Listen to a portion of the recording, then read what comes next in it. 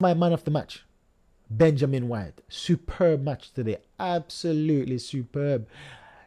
We didn't have Saka, and you hardly miss Saka in this match. Well, I'm just joking. We miss Saka a lot, but the way Benjamin White played, sometimes you see him in Saka's position. I see him a few times, and I think he surprised Man City players because they be thinking Saka is not here, so Ake could go more forward. But then you see Benjamin White over on right wing, controlling the ball, available for a switch and controlling the ball, looking to cut in, looking to cross. He got them thinking. And then take a look at this video. That's what I'm talking about! That's why he's the MVP! That's why he's the GOAT! The GOAT! Nuts. Nuts. You see Benjamin White pulling it through Doku. Doku, where you going? Come here, son. Have some of that. Have some of that, Doku. Right? Benjamin White had a superb match today, both defensively and offensively. For me, he's the man of the match. I know that Martinelli got the man of the match award because of his goal and because of the impact he had when he came on. But for me, it was Benjamin White and then a close second, Declan Rice. He bullied the midfield. This is what we needed from a very long time. I've been crying out for a player like Declan Rice. Absolutely bullied the midfield. And once again, we can say it's because Rodri weren't there. It's because De Bruyne weren't there. I don't want to hear nothing because when we played against City with Rob Holding, and Rob Holding basically got shaken off the ball by when Saliba was injured, and we played Rob Holding and and Holland shake off Rob Holding off the ball. No one said, "Oh, it's because Saliba was injured." No opposition fans or players. Nobody said that. So I don't care if Rodri or De Bruyne is missing. In most of the season, you're going to have a player missing. We had Saka missing. Gabriel Martinelli just came back from injury. He didn't even play the first half. Right? Partey just came back from injury. He didn't even play the first half. So I don't want to hear no excuse. Yes, they would have done better with De Bruyne and Rodri in the team, but we would have done even better with Saka. We would have done even better with a fully fit Gabriel Martinelli starting from the first minute. Or we would have done better with a player like Partey fully fit instead of starting Jorginho. Because once we start Jorginho, you see the route that Arteta wanted to control the midfield. What two better player to dominate the midfield than Declan Rice and Thomas Partey? But saying that Jorginho had a superb match with Declan Rice. They had a superb match, double pivot. And Zinchenko, this was my midfield. I didn't release that pre-match formation. This was similar to my formation where Zinchenko would play left back and then invert it into left midfield. Declan Rice would play defensive mid, and then I had Thomas Partey to play where Zinchenko is. I had Thomas Partey to play where Jorginho is. It's just a different player, but same formation. And we see Arteta done that, which three midfielders controlling Zinchenko coming in midfield. So we have three centre backs. Well, two centre backs because Ben White was playing with beside Jorginho and playing further above Jorginho. So we had two centre back, three defensive mid going across. We had Odegaard in the middle, and then we had Declan Rice. We had Benjamin White attacking. Then we had Gabriel J on the right, and Nketiah, and we had Trossard. So this is similar to the formation, and there was three player midfield. Zinchenko done a very good job in midfield as well. And I love this kind of setup. It shows our good features. You know when you have certain poses that shows your best quality, your best features. Oh, this side is my favorite side, so I'm going to do this pose. Right?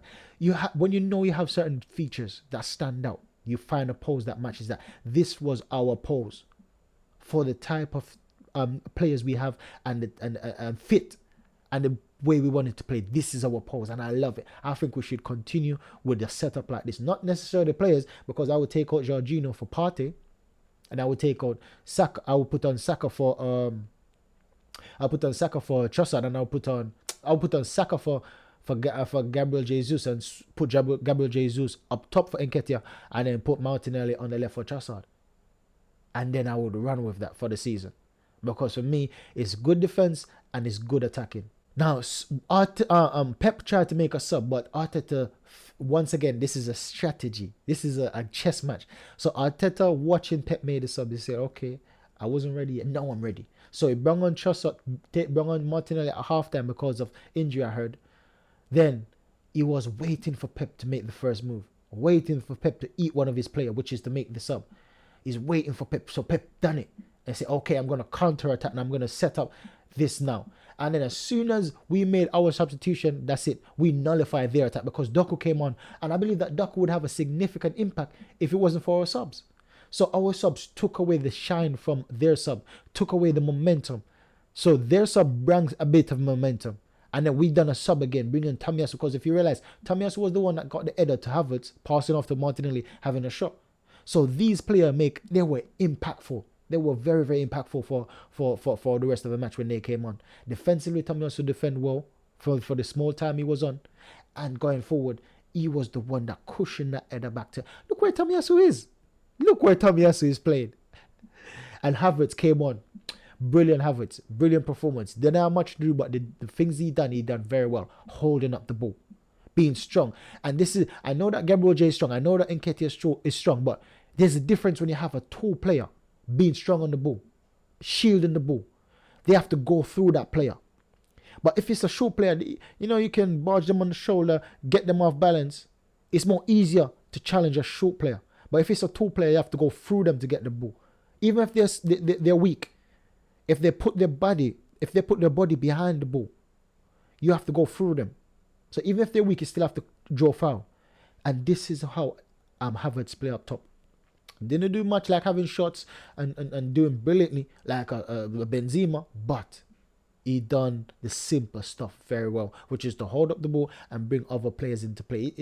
He got an assist today. Havertz got an assist. Can we get off his back now? He got an assist, right? He got 1 goal in the league so far and he got an assist so far in this match. So we need to get off his back a bit, right? Give him some space. So all in all, if this was a match without Declan Rice, if this was a match last season, we would have lost this without Declan Rice. Because once again, Partey is injured at a vital time of the season playing against a vital rival. Partey is injured. Right? Partey is injured once more.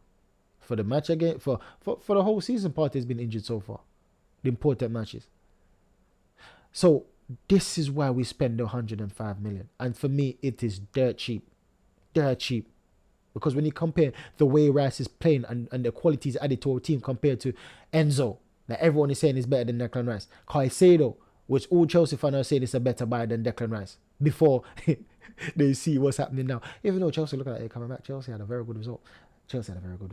Anyways, Declan Rice is the monster in midfield, right? And it's going to be for years to come. It's going to be between Rodri and Declan Rice for future season.